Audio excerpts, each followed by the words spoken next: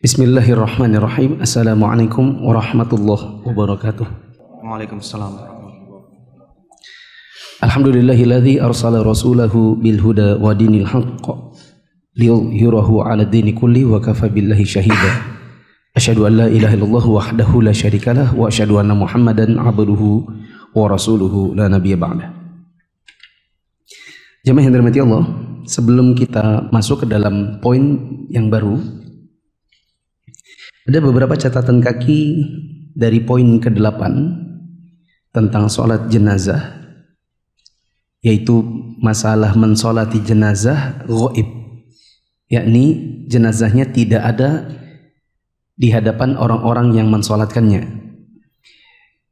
Ada beberapa catatan kaki yang mungkin terlupakan atau terluput dari pembacaan, maka saya bacakan terlebih dahulu sebelum kita masuk dalam poin ke-9.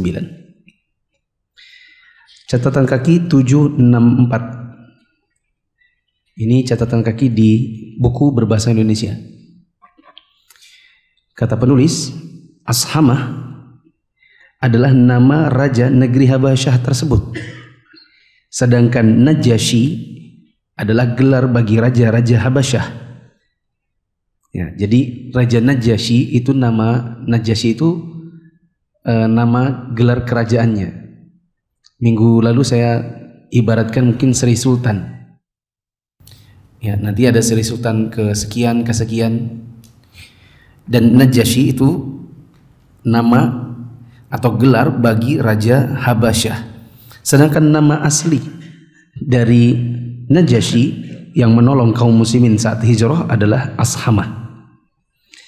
Seperti halnya Amirul Mukminin untuk penguasa kaum muslimin, Kaisar bagi raja-raja Romawi, Kisra bagi raja-raja Persia, Khokon raja-raja Turki, Fir'aun adalah raja-raja Mesir kuno, Aziz bagi raja-raja Mesir, Tabi' bagi raja-raja Yaman, Qil bagi raja-raja Himyar, dan seterusnya. Selanjutnya catatan kaki 769. Kata penulis, para ulama berbeda pendapat mengenai mensolati jenazah yang tidak hadir di tempat. Menurut mayoritas ulama seperti Asy-Syafi'i, Ahmad, dan Ibnu Hazm, disyariatkan mensolatkan jenazah yang tidak hadir, atau solat apa namanya? Ghaib. Bahkan Ibnu Hazm berkata, tidak ada keterangan mengenai pelarangan hal tersebut dari seorang sahabat pun. Asy-Syafi'i berkata, mensolati jenazah itu berarti doa baginya. Apabila jenazah yang hadir telah dikafani lalu dia disolati, lalu bagaimana mungkin jenazah tidak didoakan sedangkan dia tidak ada di tempat atau berada di kubur? Dengan cara seperti itu ketika dia telah dikafani. Ulama mazhab Hanafi dan mazhab Maliki berkata, tidak disyariatkan. Itu khusus Nabi saja yang melakukannya. Ya, maksudnya adalah perbuatan Nabi yang mensolatkan ghaib Raja Najasyi atau Ashamah itu khusus bagi Nabi saja dalam mazhab Hanafi dan Maliki. Diriwayatkan dari sebagian ulama bahwa hal itu dibolehkan untuk dilakukan pada hari kematian jenazah atau yang berdekatan jaraknya, bukan pada waktu yang sudah lama. Ini pendapat Ibnu Abdul Bar. Ibnu Hibban berkata, sesungguhnya hal itu diperbolehkan bagi orang yang berada di arah kiblat. Ada juga yang berpendapat tidak boleh mensolati jenazah yang tidak hadir kecuali jika kematiannya terjadi di daerah di mana orang tidak mensolatinya. Masih ingat ya? Ada 3 illat. Apa yang illat itu? Sebab hukum. Ada 3 illat kenapa orang disolatkan secara ghaib. Ada sebagian ulama yang mengatakan 4. Dan yang dimaksud di sini adalah illat tidak ada yang mensolatkan sama sekali. Itu baru disolatkan secara ghaib. Ada pendapat lain mengatakan bahwa solat ini merupakan kekhususan Nabi terhadap Najasyi. Namun berdasarkan hukum asalnya tidak ada kekhususan. Ya, maksudnya mengatakan itu khusus buat Nabi itu juga butuh dalil, dan tidak ada dalil yang menyatakan bahwa itu khusus untuk Nabi. Ala kulli hal, ini ada ikhtilaf di antara para ulama. Kemudian catatan kaki 774. Disebutkan oleh penulis ringkasan dari penjelasan yang dituturkan Ibnu Qayyim dalam Zadul Ma'ad bahwa bukan merupakan petunjuk Nabi SAW untuk mensolati setiap jenazah yang tidak ada di tempat. Maksudnya sholat jenazah gaib itu tidak semua orang disolatkan begitu. Ada illatnya. Ada apa? Illat. Apa itu tadi? Sebab hukum. Ada sebab kenapa orang itu disolatkan secara gaib. Tidak setiap orang yang tidak ada di tempat semuanya disolatkan gaib. Ya. Kenapa demikian? Karena begitu banyak kaum muslimin meninggal dunia sementara mereka tidak ada di tempat.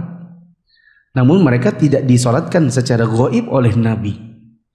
Dan disebutkan dalam hadis yang sahih bahwa Nabi SAW mensolatkan Najasyi seperti beliau mensolati jenazah.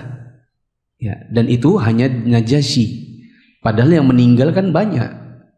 Kenapa Nabi tidak solatkan jenazah buat si ini, si itu, yang ada di sana, yang ada di sini? Kenapa cuma Najasyi? Kan jadi bahan pertanyaan.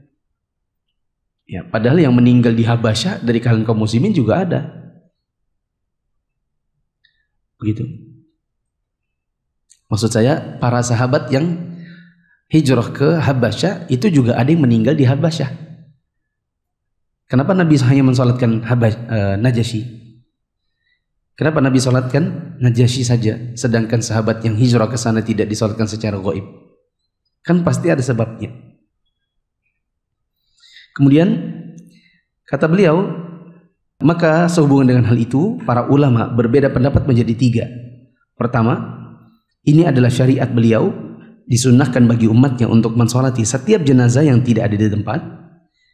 Yang kedua, ada yang mengatakan ini khusus untuk Nabi.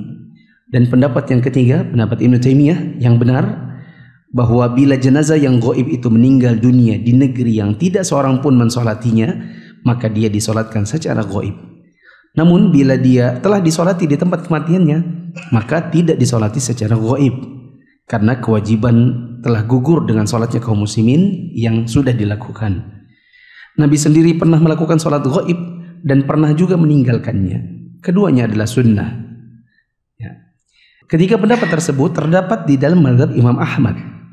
Namun yang paling sahih adalah perincian seperti ini. Dan yang masyhur di kalangan para pengikut mazhab Imam Ahmad adalah mensolatinya secara mutlak tanpa syarat. Al-Alamah Syekh Muhammad bin Shalih Al-Utsaimin menyebutkan ada 3 pendapat seputar perbedaan pendapat ulama tentang sholat gaib. Yaitu pertama, setiap jenazah yang gaib disolati, baik dia mulia, hina, laki-laki, perempuan, dekat ataupun jauh.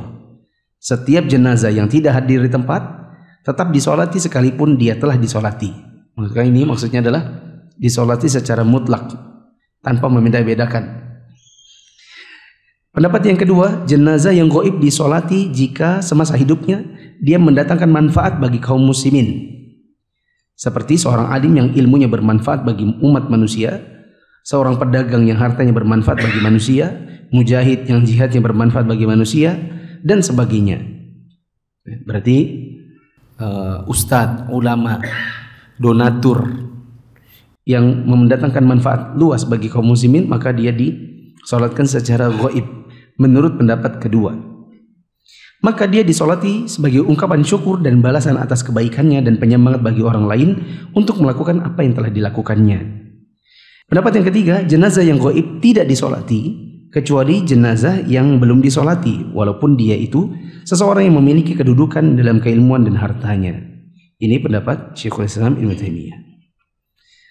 Dan masih ingat nasihat saya pada pertemuan yang lalu, bila terjadi perbedaan pendapat di kalangan kaum muslimin, ya, dan saya beri contoh minggu lalu, ya, misalnya saja Syekh Sudais meninggal di Mekah, apakah di Balikpapan sholatkan gaib? Bisa jadi Masjid Istiqlal sholat gaib, Masjid Nasai enggak sholat gaib, Masjid As-Salam Bandara sholat gaib, Masjid BDI tidak sholat gaib.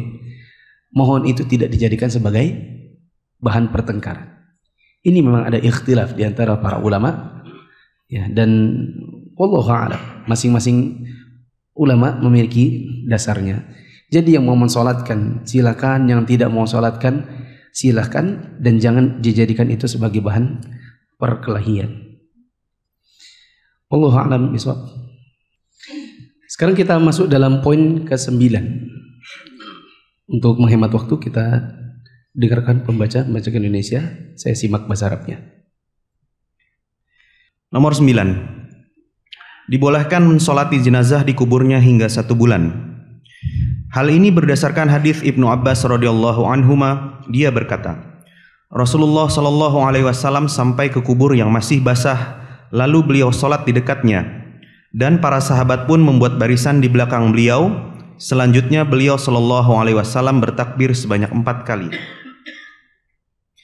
Juga berdasarkan hadis Abu Hurairah radhiyallahu anhu bahwa ada seorang wanita yang berkulit hitam yang dahulu biasa membersihkan masjid, atau seorang pemuda. Suatu saat Rasulullah merasa kehilangan dirinya. Beliau pun bertanya tentang dirinya atau mengenai pemuda tersebut. Para sahabat menjawab, ia telah meninggal dunia. Beliau bertanya, mengapa kalian tidak memberitahukannya kepadaku? Abu Hurairah berkata, seakan-akan mereka menganggap remeh urusan perempuan tersebut atau urusan pemuda itu. Lalu beliau bertanya, tunjukkanlah kepadaku di mana kuburnya. Lalu mereka menunjukinya dan beliau pun mensolatinya. Kemudian Rasulullah sallallahu alaihi wasallam bersabda, inna hadhil qubura mamlu'atun dhulmatan ala ahliha wa inna Allaha azza wa jal yunawwiruha lahum bisolati alaihim. Sesungguhnya kuburan-kuburan ini dipenuhi dengan kegelapan bagi para penghuninya, dan sesungguhnya Allah meneranginya bagi mereka dengan salatku atas mereka. Ya. Masalah ke-9 ini tentang orang yang tidak sempat atau belum mensolatkan jenazah, sehingga kemudian dia disyariatkan untuknya untuk mensolati jenazah tersebut di kubur yang bersangkutan. Dan kata penulis ila syahrin, ini berlaku sampai 1 bulan setelah dia dikuburkan. Ini ada pertanyaan, ya, minggu lalu tidak saya jawab karena memang nanti akan datang jawabannya. Ustadz, bagaimana sholat jenazah kepada orang tua kita yang meninggal di luar kota, sedangkan kita baru dapat penerbangan besok harinya? Jawabannya, jangan ditunda sampai antum datang, karena itu tidak sesuai dengan sunnah. Karena yang sunnah diajarkan Nabi SAW adalah seseorang manakala sudah wafat maka disegerakan untuk diurusi jenazahnya sampai dia dikuburkan. Maka jangan menunggu anaknya datang besok hari.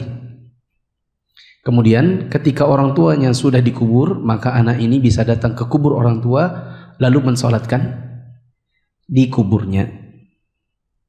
Dan perkara ke-9 yang kita baca inilah jawaban atau sisi pendalilannya. Lanjut. Diriwayatkan dari Anas radhiyallahu anhu bahwa Nabi sallallahu alaihi wasallam pernah salat jenazah di sebuah kubur.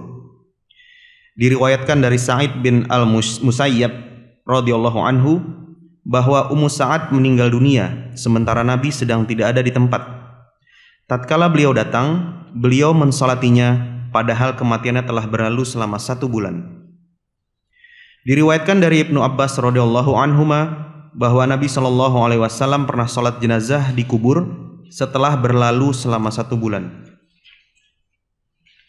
Diriwayatkan dari Ibnu Abbas radhiyallahu anhuma pula bahwa Nabi sallallahu alaihi wasallam pernah mensolati jenazah setelah lewat 3 hari. Dari Zaid bin Thabit radhiyallahu anhu bahwa pada suatu hari para sahabat keluar bersama Rasulullah. Lalu beliau melihat sebuah kuburan yang masih baru. Beliau bertanya, siapakah ini? Mereka menjawab, ini Fulanah, Maulah Bani Fulan. Ternyata Rasulullah mengenalnya. Dia meninggal di waktu zuhur dan engkau sedang tidur qailullah, tidur sejenak sewaktu zuhur atau tengah hari. Sehingga kami tidak membangunkanmu. Lalu Rasulullah berdiri dan sahabat berbaris di belakang beliau. Beliau bertakbir sebanyak 4 takbir kemudian bersabda, la yamutu fikum mayyitun ma dumtu baina adhhurikum illa adantumuni bihi fa inna sholati lahu rahmatun. Tidaklah seseorang di antara kalian meninggal dunia melainkan kalian harus memberitahukannya kepadaku selama aku berada di antara kalian, karena sholatku merupakan rahmat baginya. Imam Ibnu Qudamah berkata, secara garis besar, barang siapa yang tertinggal melakukan sholat atas jenazah, maka dia boleh mensolatinya selama belum dikubur. Namun jika telah dikubur, maka dia boleh sholat di kuburnya hingga 1 bulan. Ini adalah pendapat mayoritas ulama dari kalangan sahabat Nabi SAW dan lainnya, dan hal ini diriwayatkan dari Abu Musa, Ibnu Umar, dan Aisyah radhiyallahu anhum. Saya atau penulis pernah mendengar guru kami Imam bin Bas rahimahullah mengomentari hadis-hadis di atas. Hadis-hadis ini mengandung pengertian pembatasan waktu mensolati jenazah setelah kematiannya dalam 1 bulan, dan juga menjelaskan tentang sifat tawadhu Nabi. Tidak pernah diriwayatkan dari Nabi bahwa beliau pernah mensolati jenazah dalam masa lebih dari 1 bulan. Sedangkan solat itu sendiri sifatnya tauqifi, harus berdasarkan dalil. Tauqifi atau tauqifiyah? Di sini tauqifi. Yang benar tauqifiyah. Saya memang tahu kenapa. Kenapa yang benar tauqifiyah? Ayo yang kelas bahasa Arab. Di situ ditulis karena sholat itu tauqifi, yang benar tauqifiyah. Di sini juga tulisannya was-salatu tauqifiyah. Itu sudah jelas. Kenapa? Siapa ikut kelas bahasa Arab? Apa Lutfi? Kenapa tauqifiyah? Karena as-shalah muannats. Jadi sifatnya, khabarnya ini muannats juga. Gitu kan? Nanti tolong teman-teman korektor di foto tulis tauqifiyah. Lagi pula di kitab Arabnya tulisannya memang tauqifiyah. Lanjut. Mengenai riwayat tentang sholat beliau terhadap para syuhada setelah 8 tahun, hingga ada yang berpendapat bahwa sebenarnya beliau mendoakan mereka, bukan mensolati mereka. Iya. Berapa lama seseorang bisa mensolatkan jenazah yang sudah terlanjur dikubur? Di sini intinya adalah pendapat para ulama salaf dan juga khalaf adalah sampai 1 bulan. Jadi kalau misalnya ada orang jadi TKI ke Arab Saudi, meninggal orang tuanya di Indonesia, tapi karena belum habis kontraknya dia belum bisa pulang. Setelah 2 tahun habis kontrak baru dia pulang. Bagaimana dengan orang tuanya? Bisakah dia sholat di kuburnya orang tuanya? Jawabannya, kalau mengikuti pendapat para ulama seperti pendapat para sahabat, ya, dan juga sebagaimana disebutkan oleh Syekh bin Baz, berarti orang tersebut tidak mensolatkan orang tuanya dikarenakan sudah lewat masanya. Apakah waktu dia di Arab Saudi dia bisa sholatkan secara gaib?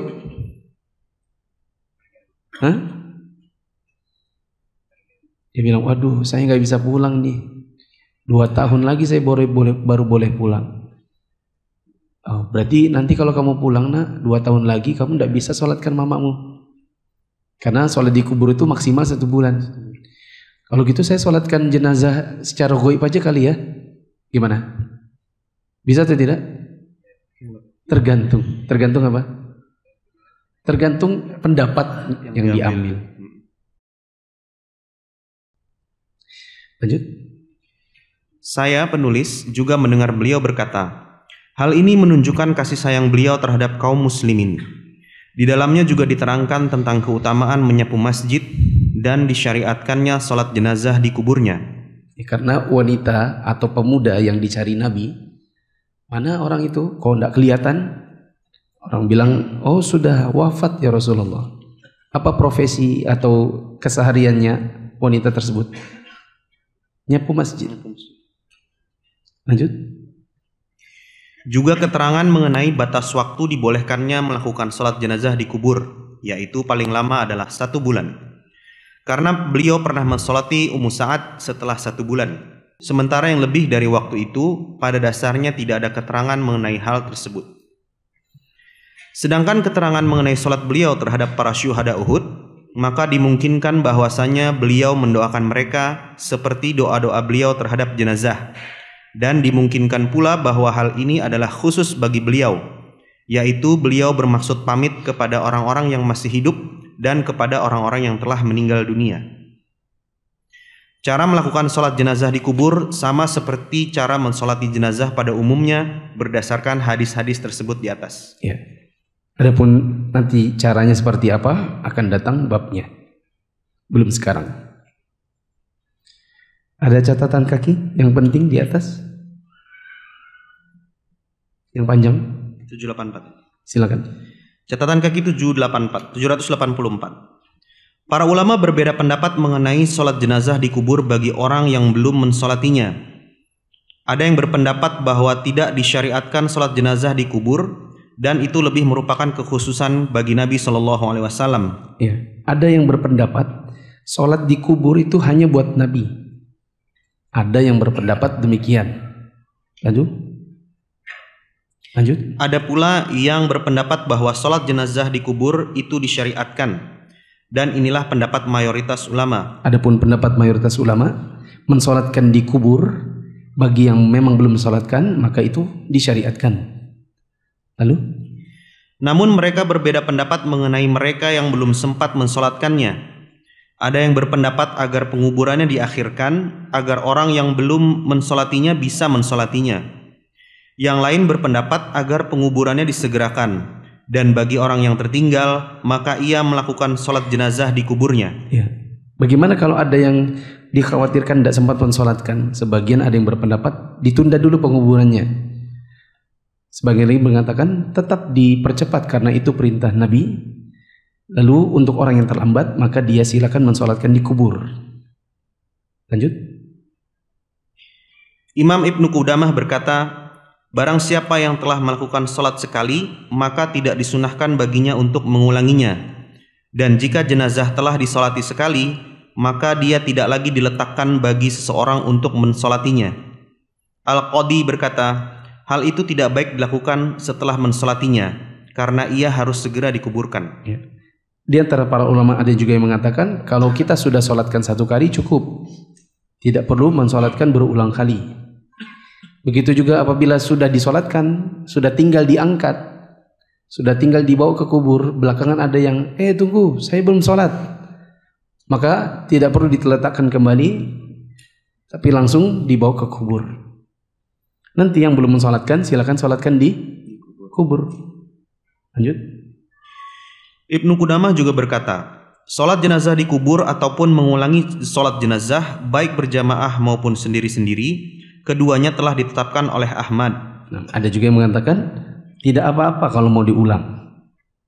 Lalu ia berkata, hal itu diperbolehkan karena sejumlah sahabat Rasulullah SAW tiba melakukannya.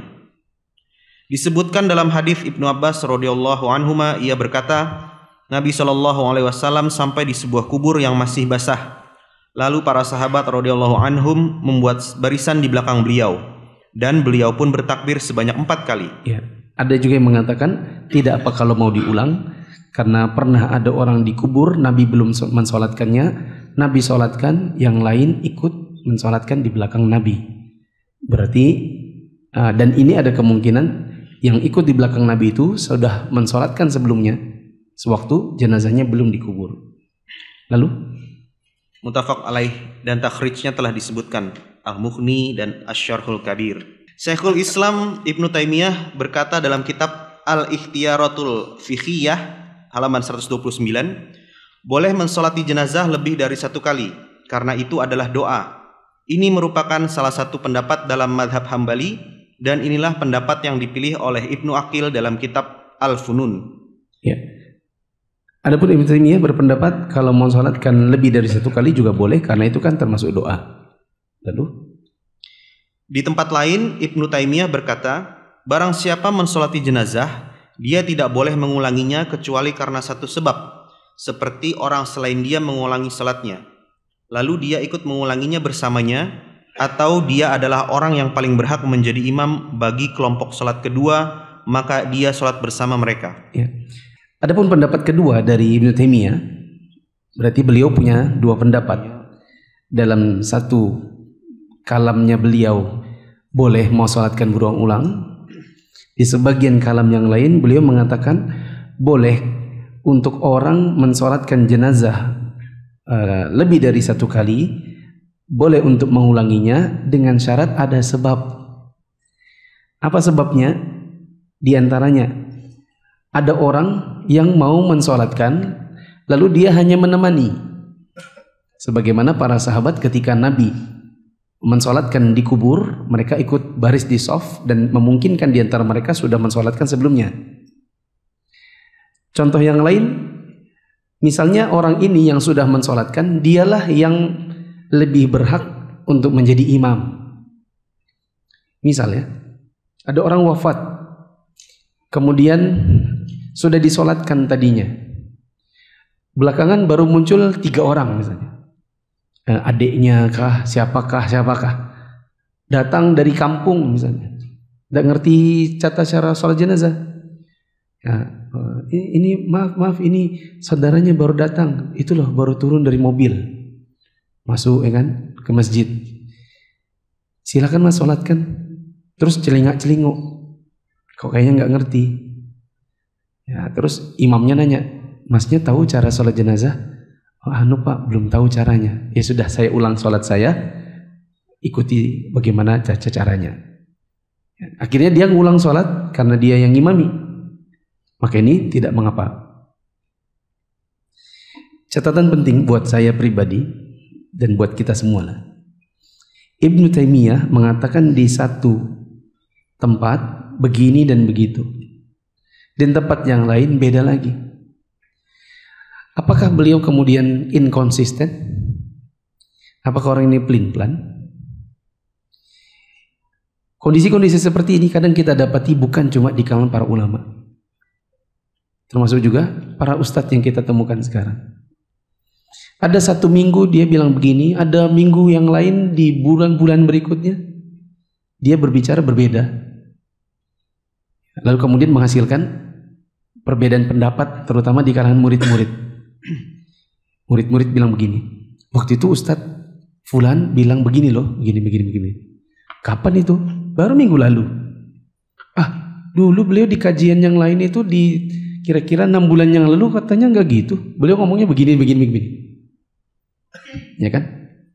Ini ada kemungkinan salah satu dari 2 orang ini salah tangkap.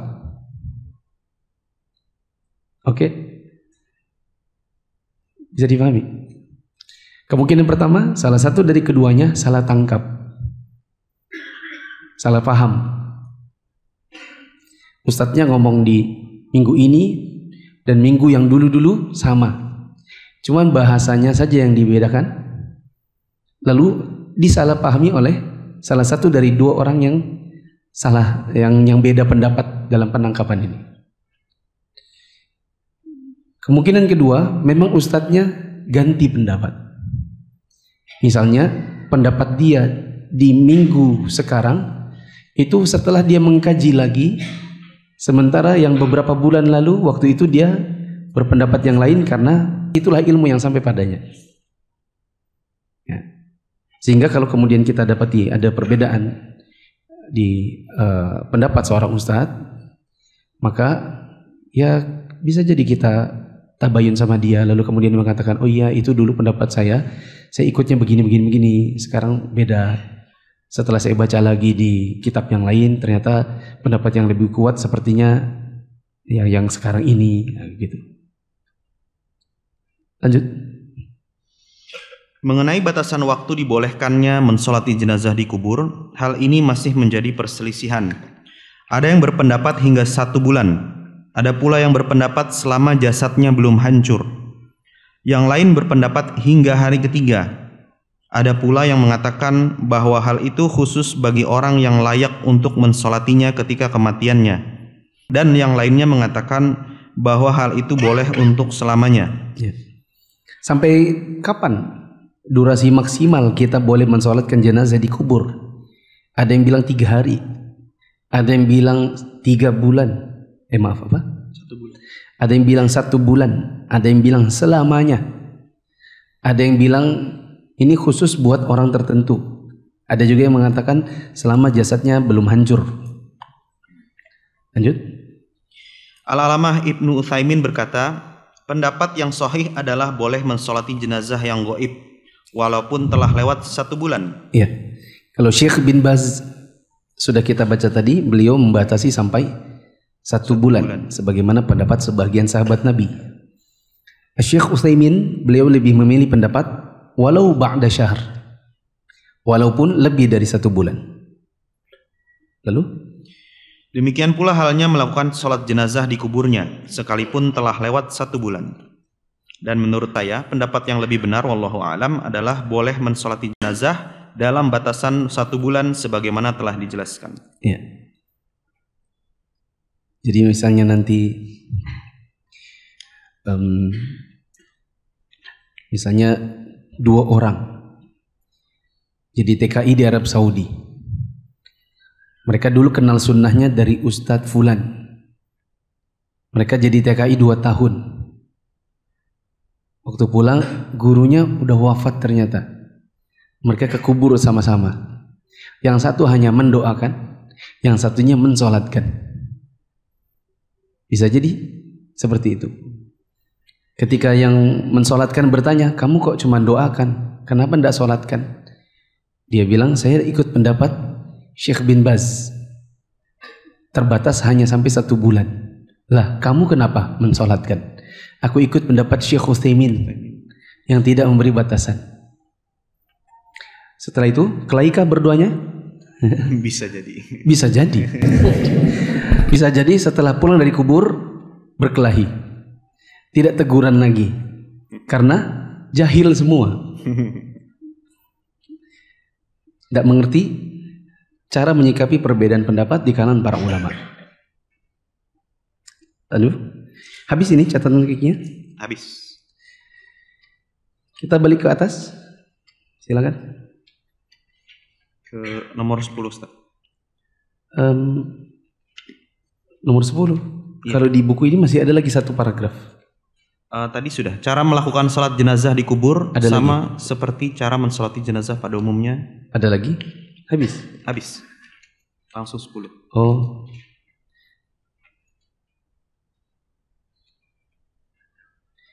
Ini tentang, kata penulis ya, di buku yang saya pegang.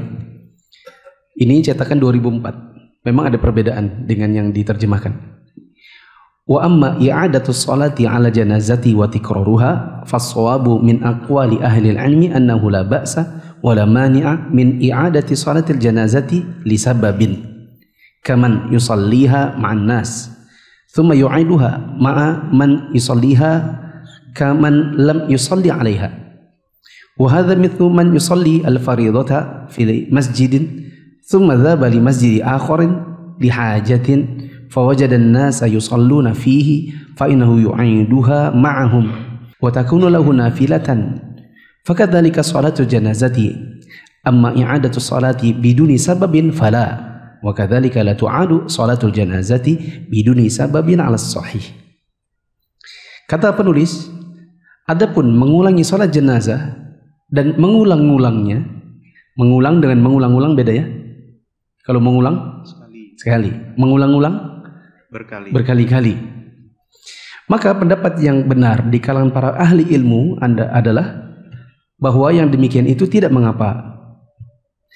Adapun pendapat yang benar dalam masalah ini di kalangan para ahli ilmu adalah bahwasanya perbuatan tersebut mengulang dan mengulang-ulang itu tidak mengapa dan tidak ada larangannya jika ada sebabnya. Seperti orang yang sudah mensolatkannya bersama manusia, kemudian dia mengulangnya lagi dengan orang yang akan mensolatinya, sebagaimana orang tersebut belum mensolati jenazah tadi. Dan ini sama seperti bab yang dibahas di BDI kemarin. Kata penulis, ini sama dengan kasus ada orang yang sudah mengerjakan sholat fardu di satu masjid, kemudian dia pergi ke masjid yang lain untuk sebuah keperluan, ternyata dia dapati manusia sedang sholat. Apa yang dilakukannya? Maka dia mengulang sholat itu lagi, dan sholatnya yang kedua dihitung sunnah, dan sholatnya yang kedua dihitung sunnah. Demikianlah sholat jenazah, sama seperti itu juga. Bila dia ulangi, maka dia dapat pahala sholat jenazah yang pertama, dan sholat jenazah yang kedua dihitung sunnah. Adapun mengulang sholat tanpa sebab tertentu, maka ini jangan dilakukan. Jangan dilakukan. Demikian mengulang sholat jenazah tanpa sebab, pendapat yang sahih adalah tidak dilakukan. Itu tidak ada ya? Itu tidak ada. Ya sudah, mau gimana lagi?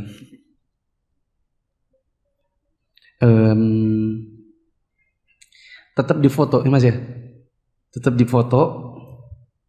Bilang ada satu paragraf di kitab asli yang mungkin butuh dicek. Siapa tahu sebenarnya ada di cetakannya tapi nggak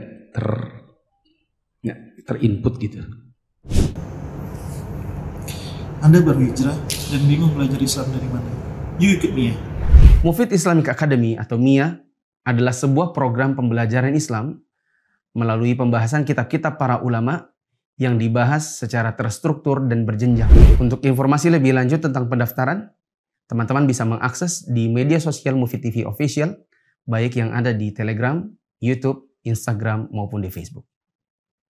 Assalamualaikum warahmatullahi wabarakatuh.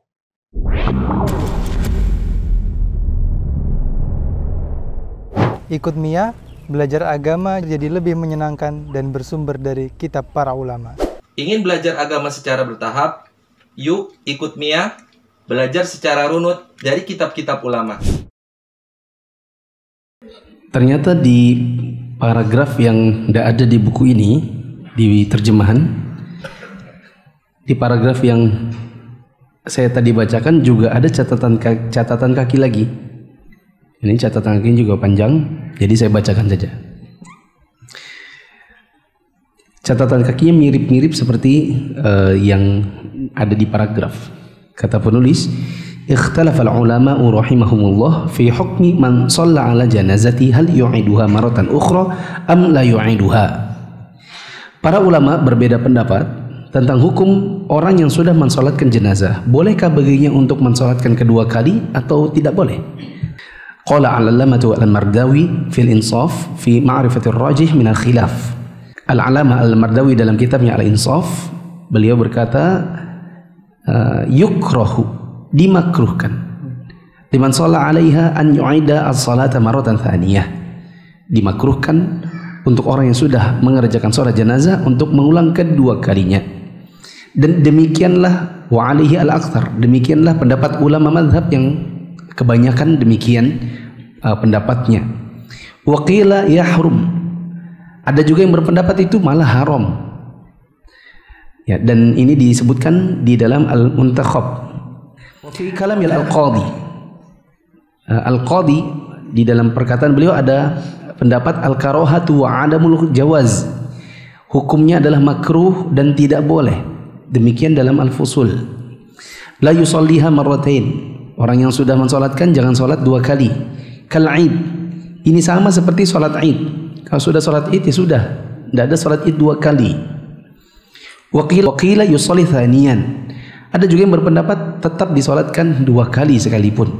Ikhtaruhu Ibnu Aqil fi al-Funun wal Majd.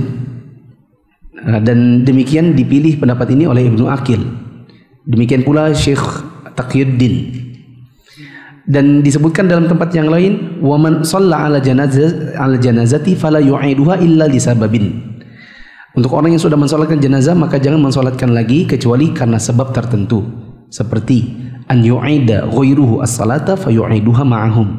Ada sebagian orang yang mereka mau mensolatkan jenazah dan orang ini yang sudah mensolatkan ikut lagi sama mereka. Au yakunu huwa ahaq anna bil imamati min at-taifah ats-tsaniyah fa yusalli bihim.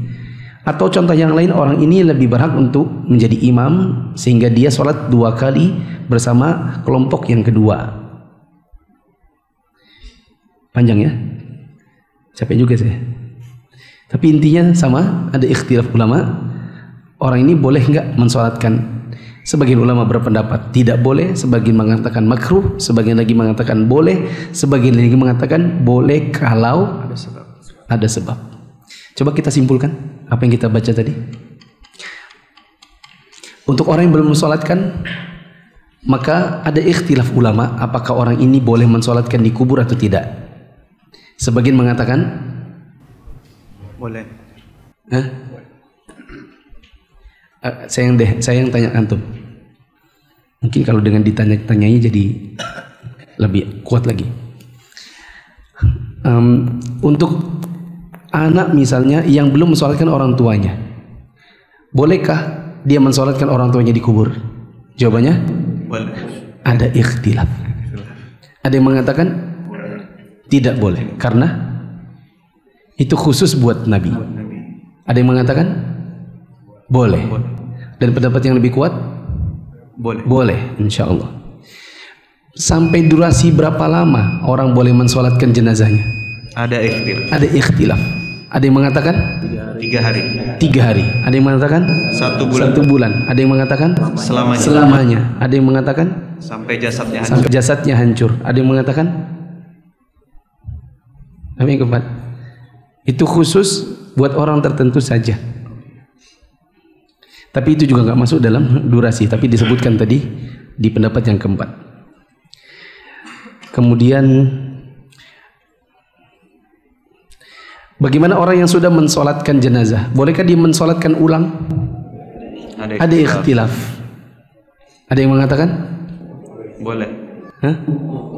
Ada yang mengatakan makruh. Ada yang mengatakan Boleh. haram. Ada yang mengatakan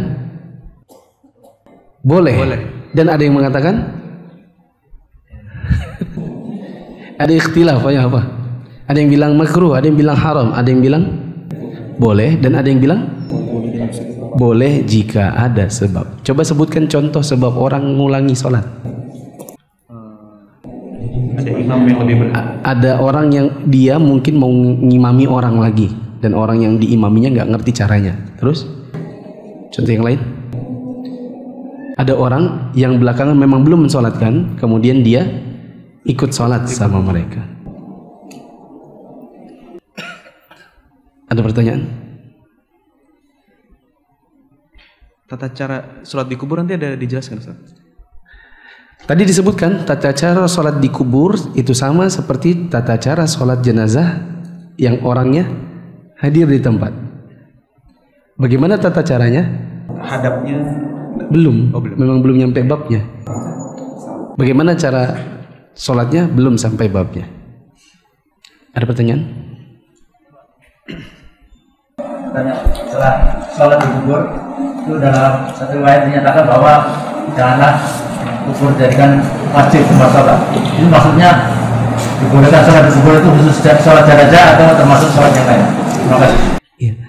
Ada riwayat yang mengatakan jangan menjadikan kubur sebagai tempat sholat, atau Allah melaknat orang Yahudi dan Nasrani karena menjadikan kubur-kubur sebagai tempat sujud atau tempat beribadah. Ta'alallahu Yahuda wa Nasara ittakhadhu qubur wa anbiya'ihim masajid. Allah melaknat orang-orang Yahudi dan Nasrani karena menjadikan kubur-kubur Nabi sebagai tempat untuk sujud. Tapi di sini kok ada sholat di kuburan? Jadi yang dimaksud seperti apa? Jawabannya yang dimaksud adalah hanya untuk sholat jenazah itu yang bisa dikerjakan di kuburan. Alasannya karena sholat jenazah satu-satunya yang pernah dikerjakan Nabi di dalam kuburan.